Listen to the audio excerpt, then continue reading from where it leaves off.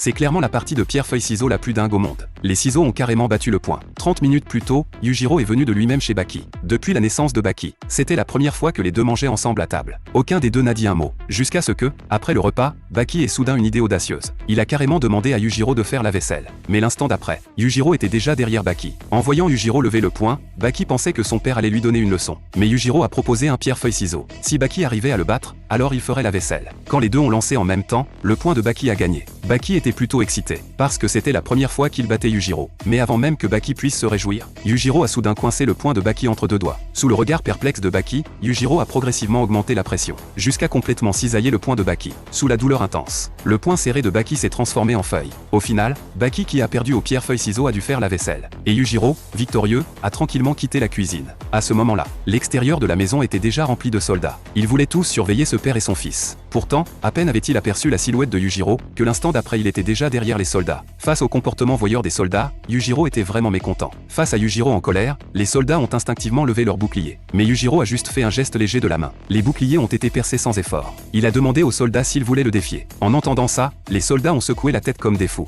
Après avoir averti les soldats, Yujiro a quitté les lieux.